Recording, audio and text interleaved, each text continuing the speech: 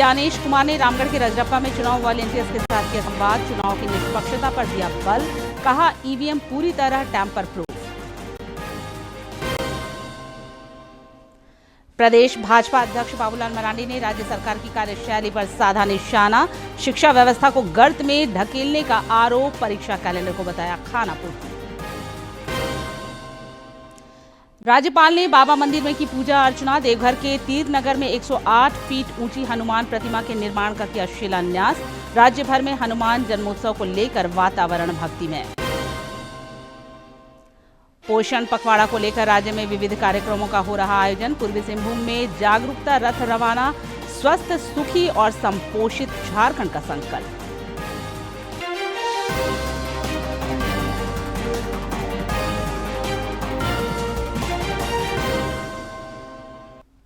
नमस्कार, प्रादेशिक समाचार में आपका स्वागत है। मैं हूं निशा दीपिका सोरेन और अब समाचार विस्तार से। मुख्य चुनाव आयुक्त ज्ञानेश कुमार राज्य के 3 दिवसीय दौरे पर हैं। उन्होंने आज रामगढ़ जिले के रजरप्पा में चुनाव वॉलंटियर के साथ संवाद किया और चुनाव प्रक्रिया में उनकी भूमिका की सराहना की। इससे पहले उन्होंने मां छिन्नमस्तिका मंदिर में पूजा अर्चना की। रामगढ़ में पत्रकारों से बातचीत करते हुए उन्होंने निष्पक्ष चुनाव की प्रतिबद्धता दोहराई और कहा कि देश में इस्तेमाल किए जा रहे ईवीएम पूरी तरह टैंपर प्रूफ है और उनसे किसी प्रकार की छेड़छाड़ संभव नहीं है। पूर्णतः इलेक्ट्रॉनिक वोटिंग मशीन जो भारत में होती है वो न तो इंटरनेट से जोड़ी जा सकती है, न ब्लूटूथ से जोड़ी जा सकती है, न इंफ्रारेड से जोड़ी जा सकती है। किसी भी तरीके से इलेक्ट्रॉनिक वोटिंग मशीन किसी से नहीं जुड़ती और इसीलिए उसको टेम्पर करना भी संभव नहीं है। अतः भारत की जो ईवीएम है वो टेम्पर प्रूफ है और जिस पर मतदाता जिस बटन पर अपनी उंगली दबाता है उसी की वीवीपैट स्लिप निकलते हुए वो उसको देखता है और उसी की जब गिनती होती है तो अभी तक 5 करोड़ से भी ज्यादा वीवीपैट की स्लिप्स की गणना हो चुकी है और एक भी अंतर वीवीपैट की स्लिप में और ईवीएम में नहीं आया है।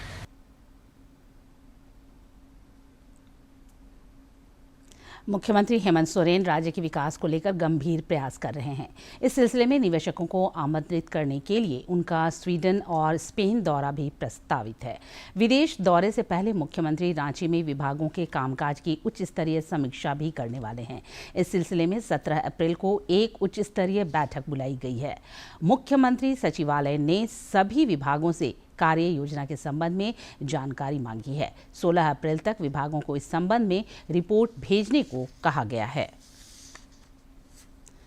रांची में राज्य स्तरीय जन सेवक समागम का आयोजन किया गया, जिसमें कृषि मंत्री शिल्पी नेहा तिर्की मुख्य अतिथि के रूप में शामिल हुई। उन्होंने समागम में जन सेवकों की समस्याओं को सुना और निराकरण का भरोसा भी दिया। कृषि मंत्री ने कहा कि राज्य में जन सेवकों की अहम भूमिका है, लेकिन इन्हें अन्य कामों में लगा दिया जाता है, जिस वजह से कृषि विभाग की योजना धरातल पर प्रभावित हो रही है। वहीं झारखंड राज्य जन सेवक संघ के प्रांतीय प्रवक्ता उपेंद्र कुमार सिंह ने बताया कि संघ ने कृषि मंत्री को 10 सूत्री मांगों से संबंधित ज्ञापन सौंपा है।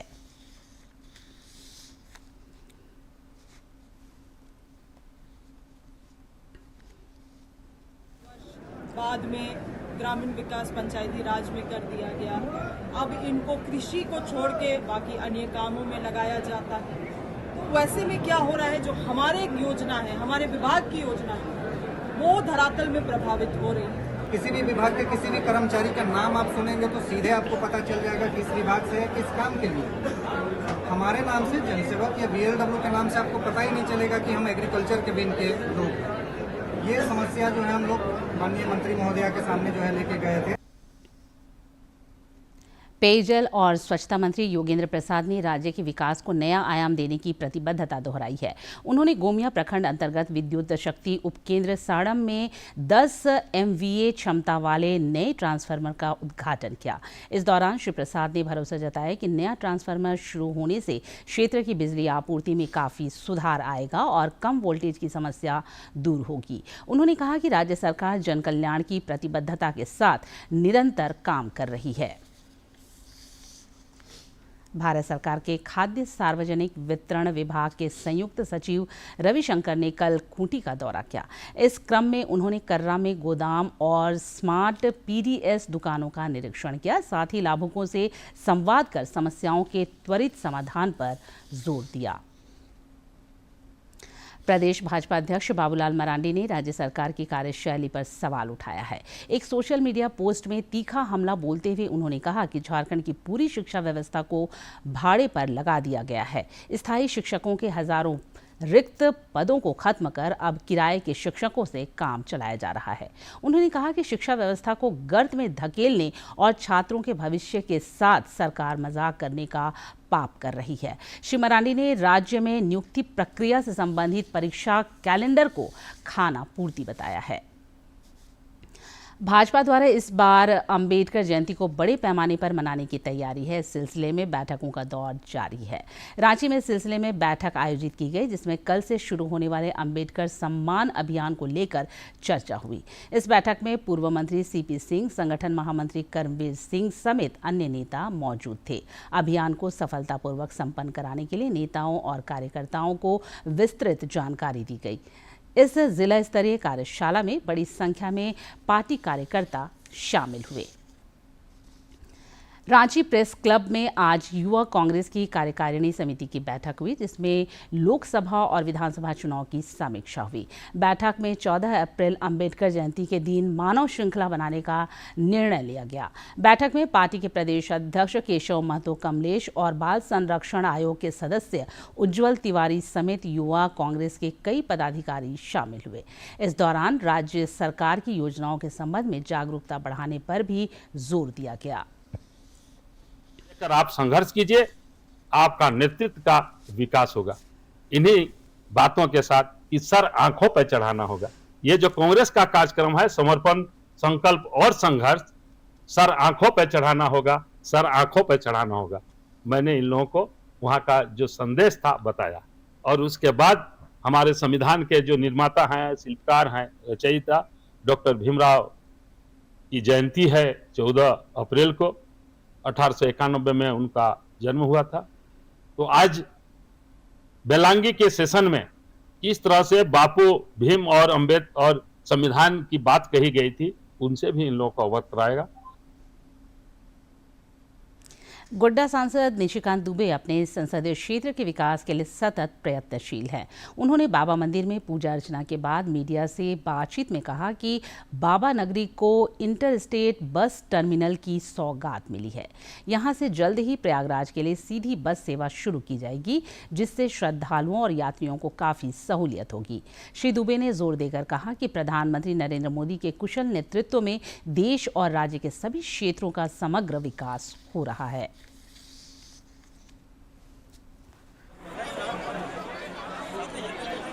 2022 में इसका उद्घाटन हुआ और पिछले 3 साल से ये काम नहीं कर रहा था। 109 बस वहाँ रह सकती है।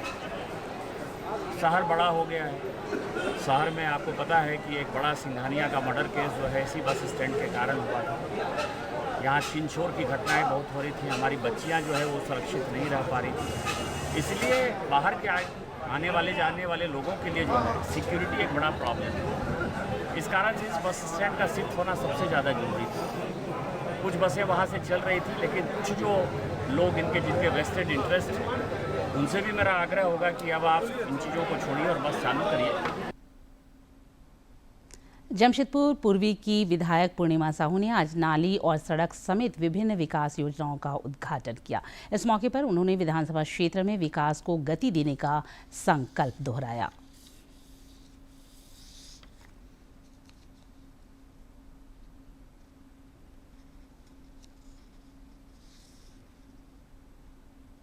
साथ ही हमारे क्षेत्र के जो है सर्वांगीण विकास की गति को भी जो है तेजी प्रदान की जा रही है।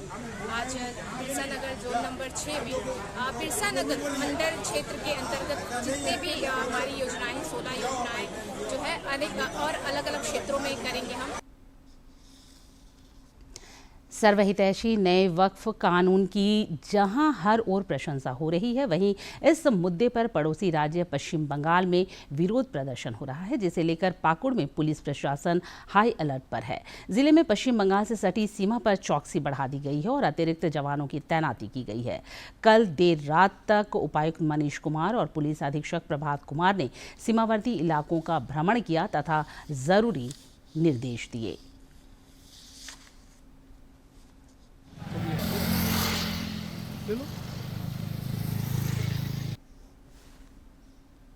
ईस्टर्न रेलवे कोलकाता जोन के महाप्रबंधक मिलिंद देउस्कर ने आज साहिबगंज रेलवे स्टेशन परिसर का निरीक्षण किया।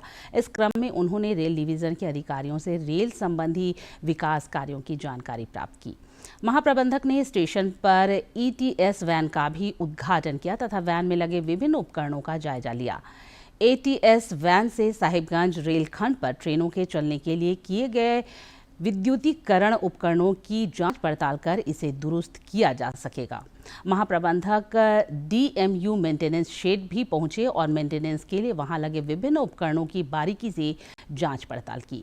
उन्होंने पत्रकारों से बातचीत में कहा कि साहिबगंज में पश्चिमी रेलवे गेट पर रेल ओवरब्रिज बनाने के लिए रेलवे तैयार है, लेकिन इसके लिए राज्य सरकार से उन्हें अपेक्षित सहयोग नहीं मिल रहा है। महाप्रबंधक ने क्षेत्र में रेल और यात्री सुविधाओं के विस्तार पर भी बल दिया। नागपुर मंडल में नन इंटरलॉकिंग कार्य की वजह से रांची रेल मंडल से होकर चलने वाली कई ट्रेनें प्रभावित रहेंगी। हैदराबाद रक्सौल एक्सप्रेस 1 मई को हैदराबाद से रद्द रहेगी, वहीं रक्सौल हैदराबाद एक्सप्रेस 4 मई को रक्सौल से नहीं चलेगी। चर्लपल्ली दरभंगा एक्सप्रेस 29 अप्रैल और 3 मई को चर्लपल्ली से नहीं चलेगी, वहीं यह ट्रेन 2 और 6 मई को दरभंगा से रद्द रहेगी। कुछ अन्य ट्रेनें भी 29 अप्रैल से मई के पहले सप्ताह में रद्द रहेंगी। राज्यपाल संतोष कुमार गंगवार ने आज देवघर के विश्व प्रसिद्ध बाबा वैद्यनाथ धाम मंदिर में विधिवत पूजा अर्चना कर मंगल कामना की। मंदिर पहुंचने से पूर्व राज्यपाल ने कंट्रोल रूम में संकल्प लिया, जिसके बाद उन्हें बाबा वैद्यनाथ मंदिर में प्रवेश कराया गया। मंदिर के पुजारियों ने उन्हें पारंपरिक विधि विधान के अनुसार पूजा कराई। इस मौके पर प्रशासनिक अधिकारी और मंदिर समिति के सदस्य भी उपस्थित रहे।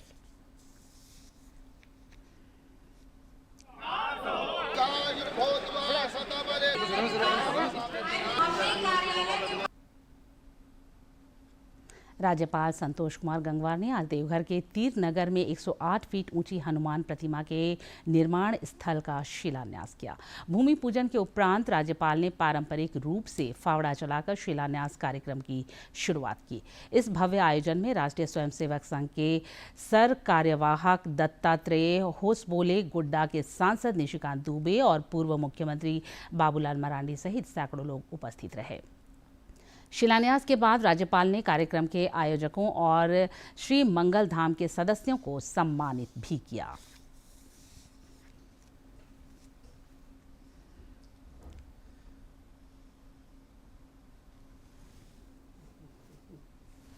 राज्यपाल आज देवघर जाने के क्रम में कुछ देर के लिए गिरिडीह परिसदन में रुके। भाजपा के जिला अध्यक्ष महादेव दुबे के नेतृत्व में पार्टी कार्यकर्ताओं ने उनका स्वागत किया। इसके पूर्व गिरिडीह के उपायुक्त नमन प्रेयस लकड़ा और पुलिस अधीक्षक डॉक्टर विमल ने भी राज्यपाल का स्वागत किया। राज्यपाल को गार्ड ऑफ ऑनर भी दिया गया।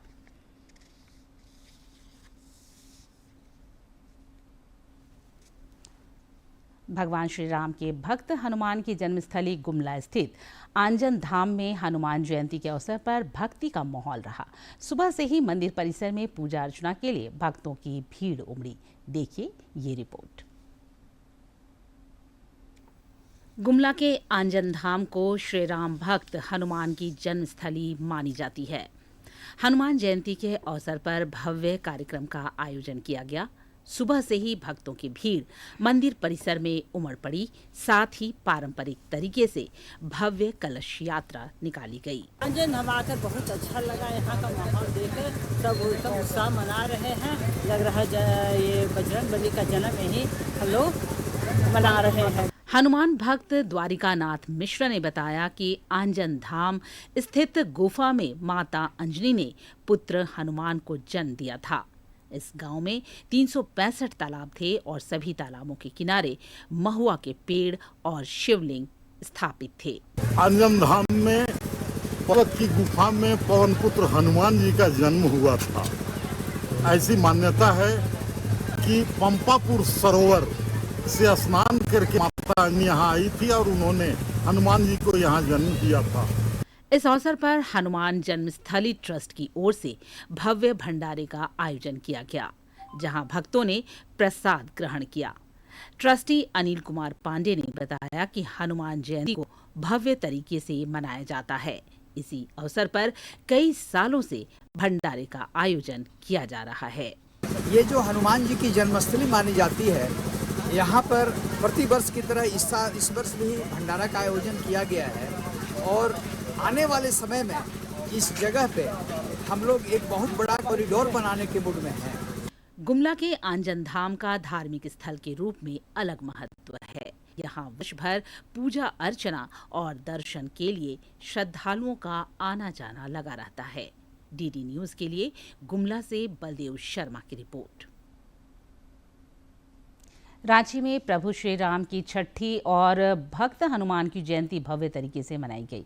इस मौके पर राजस्थान मित्र मंडल की ओर से भव्य पूजा अर्चना के बाद भजन कीर्तन और भंडारे का आयोजन किया गया, जहां सैकड़ों की संख्या में भक्तों ने प्रसाद ग्रहण किया।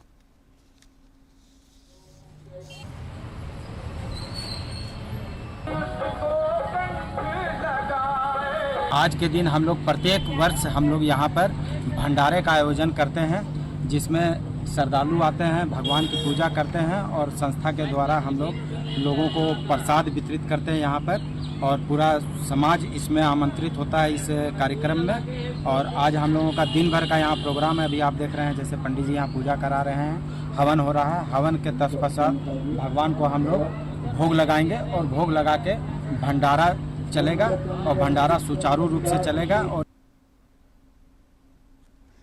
जमशेदपुर गोलमुरी स्थित लक्ष्मी नारायण बिरला मंदिर में श्री हनुमान जन्मोत्सव बड़े ही धूमधाम से मनाया जा रहा है। इस मौके पर 108 बार हनुमान चालीसा पाठ का आयोजन किया गया, जिसमें विधायक सरयू राय शामिल हुए। श्री राय की पहल पर इस मंदिर के जीर्णोद्धार का काम काफी तेजी से हो रहा है।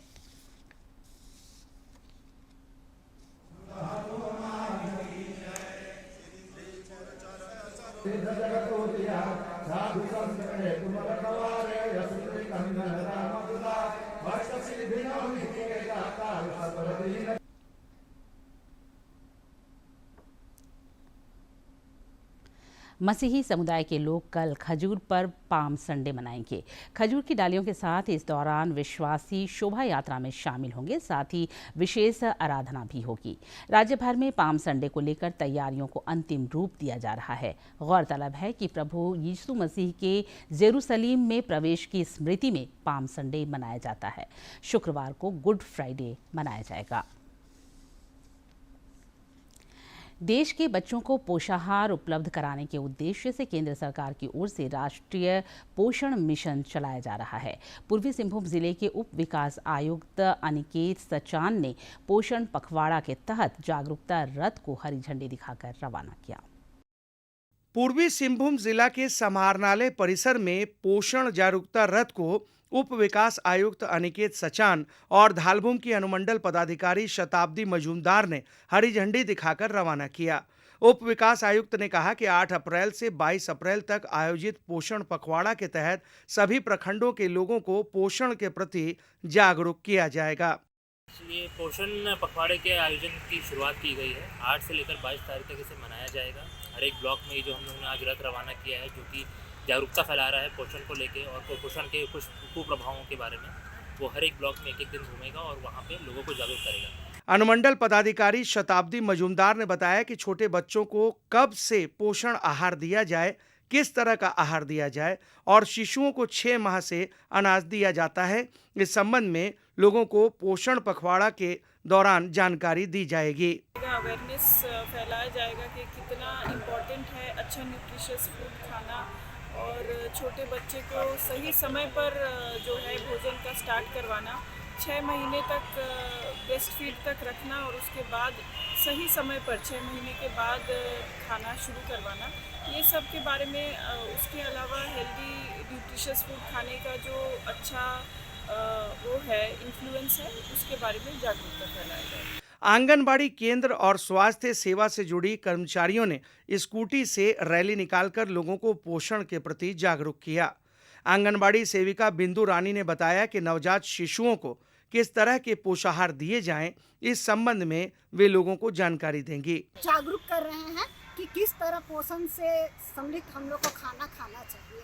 कुपोषण को मात देने के लिए देश में विभिन्न स्तरों पर सरकार अभियान चला रही है ताकि आने वाली पीढ़ी स्वस्थ हो और सुखी राष्ट्र का निर्माण हो सके। डीडी न्यूज के लिए राजेश कुमार लालदास की रिपोर्ट। झारखंड में डायन बिसाही और अंधविश्वास के खिलाफ कानून तो बनाए गए हैं, इसके बाद भी राज्य के कई हिस्सों में अंधविश्वास और कुरीतियों का कहर जारी है। ऐसा ही एक मामला पश्चिम सिंहभूम से सामने आया है। देखिए ये रिपोर्ट। पश्चिम सिंहभूम के कई क्षेत्र अभी भी अंधविश्वास की जकड़ में हैं। गंभीर बीमारी होने पर कई लोग चिकित्सक से इलाज नहीं कराते बल्कि झाड़ फूंक का सहारा लेते हैं। ताजा मामला सदर प्रखंड के गंजड़ा से सामने आया है, जहां एक महिला अज्ञानतावश बीमारी के इलाज के लिए झाड़ फूंक के चक्कर में पड़ी है। जैसे ये बीमार है अभी, तो ये हॉस्पिटल जाने अपने से भी नहीं खोज रही है और हम लोग भी गांव वाले भी उसको सपोर्ट भी कर रहे हैं। तो वहाँ कौन देखेगा हमको? हॉस्पिटल में अगर एडमिट हो जाएंगे और वो मतलब एडमिट होंगे कर देगा, ऐसे ही सोचती है, खाली दवा दे के तो नहीं बेचेगा, ऐसे सोच करके भी जाने नहीं खोजा। ग्रामीणों का मानना है कि नशापान के कारण क्षेत्र में अशिक्षा है, जिससे लोग अज्ञानता की जकड़ में हैं। आधुनिक सोच रखने वाले युवा हरे कृष्णा सुंडी ने कहा कि काफी समझाने के बाद भी लोग अंधविश्वास से बाहर नहीं निकल पाते, जिससे उन्हें नुकसान उठाना पड़ता है। ओझा देखिए, ओझा जब पूजा करने ओझा के यहाँ जाइएगा तो ओझा भूत प्रेत खोज ले गए, लेकिन डॉक्टर बोलता है कि दवा भी खाइए, सब कुछ खाइए और पूजा पाठ भी कीजिए। लेकिन गांव देहात के आदमी लोग आधा से अधिक वही पूजा पाठ, वही कमजोरी है गांव देहात के लिए।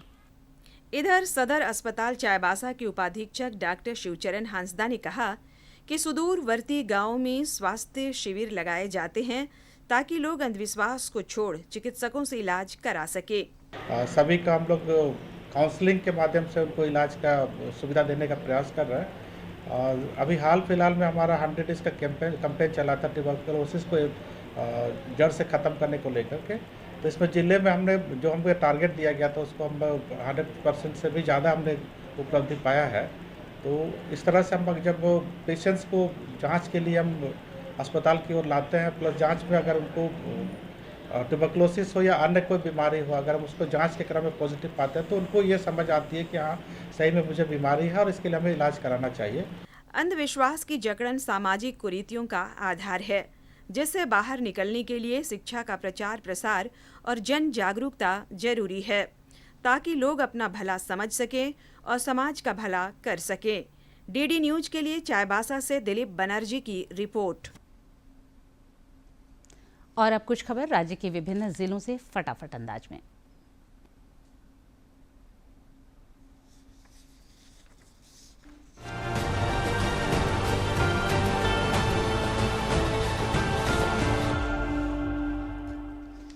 राज्यपाल संतोष कुमार गंगवार ने समस्त देशवासियों को श्री हनुमान जन्मोत्सव की हार्दिक शुभकामनाएं दी हैं।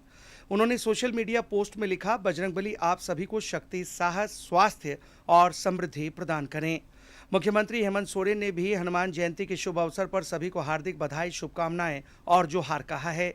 उन्होंने एक तस्वीर साझा कर कहा है कि भगवान बजरंगबली की कृपा सभी पर बनी रहे। इधर भाजपा के बाबूलाल मरांडी ने भी मर्यादा पुरुषोत्तम भगवान श्री राम के परम भक्त श्री हनुमान के जन्मोत्सव की सभी लोगों को हार्दिक बधाई और शुभकामनाएं दी हैं। धनबाद सांसद ढुलू महतो ने वन नेशन वन इलेक्शन की पुरजोर वकालत की है। सांसद कार्यालय में इस विषय पर आयोजित बैठक में उन्होंने जोर देकर कहा कि बार बार चुनाव न सिर्फ विकास कार्यों में बाधा डालते हैं, बल्कि इससे जनता के संसाधनों और समय की भी भारी बर्बादी होती है। सांसद ने कहा कि वन नेशन वन इलेक्शन की अवधारणा देश में पारदर्शिता, जवाबदेही और स्थिर शासन को बढ़ावा देगी। कांग्रेस पार्टी द्वारा 14 अप्रैल को भारत रत्न बाबा साहेब भीमराव अंबेडकर की जयंती के मौके पर रांची में मानव श्रृंखला बनाई जाएगी। कार्यक्रम की तैयारी के सिलसिले में प्रदेश अध्यक्ष केशव महतो कमलेश ने बैठक कर पार्टी नेताओं को आयोजन के मद्देनजर दायित्व सौंपा। भारतीय वायुसेना का पहला एयर शो 19 और 20 अप्रैल को रांची के नामकुम खोजा टोली आर्मी मैदान में होने जा रहा है, जो झारखंड के लिए एक ऐतिहासिक और रोमांचक अवसर है। रांची के उपायुक्त ने बताया कि सूर्य किरण एक्रोबैटिक टीम अपने शानदार हवाई करतबों से आसमान में जादू बिखेरेगी। यह शो सुबह 10:15 से 11:15 बजे तक दोनों दिन 1-1 घंटे के लिए आयोजित किया जाएगा। जानते हैं मौसम का हाल। राज्य में मौसम का उतार चढ़ाव जारी है। बारिश की वजह से जहां फिलहाल राज्य में न्यूनतम और अधिकतम तापमान सामान्य से कम चल रहा है, वहीं अगले 24 घंटे के दौरान तापमान में 2 से 3 डिग्री सेल्सियस तक की वृद्धि की संभावना है। आगामी 18 अप्रैल तक राज्य में हल्के से मध्यम दर्जे की बारिश का भी पूर्वानुमान है। 15 अप्रैल को राज्य के दक्षिणी और उससे सटे मध्य भागों में कुछ स्थानों पर ओलावृष्टि की भी आशंका है। आगामी 16 अप्रैल तक राज्य के कई क्षेत्रों में तेज हवाओं के चलने और वज्रपात को लेकर येलो अलर्ट जारी किया गया है। और अंत में मुख्य समाचार एक बार फिर। मुख्य चुनाव आयुक्त ज्ञानेश कुमार ने रप्पा में चुनाव वॉलंटियर्स के साथ किया संवाद। चुनाव की निष्पक्षता पर दिया बल, कहा ईवीएम पूरी तरह टैंपर प्रूफ। प्रदेश भाजपा अध्यक्ष बाबूलाल मरांडी ने राज्य सरकार की कार्यशैली पर साधा निशाना। शिक्षा व्यवस्था को गर्त में धकेलने का आरोप, परीक्षा कैलेंडर को बताया खानापूर्ति। राज्यपाल ने बाबा मंदिर में की पूजा अर्चना। देवघर के तीर नगर में 108 फीट ऊंची हनुमान प्रतिमा के निर्माण का किया शिलान्यास। राज्य भर में हनुमान जन्मोत्सव को लेकर वातावरण भक्तिमय। पोषण पखवाड़ा को लेकर राज्य में विविध कार्यक्रमों का हो रहा आयोजन। पूर्वी सिंहभूम में जागरूकता रथ रवाना, स्वस्थ, सुखी और संपोषित झारखंड का संकल्प।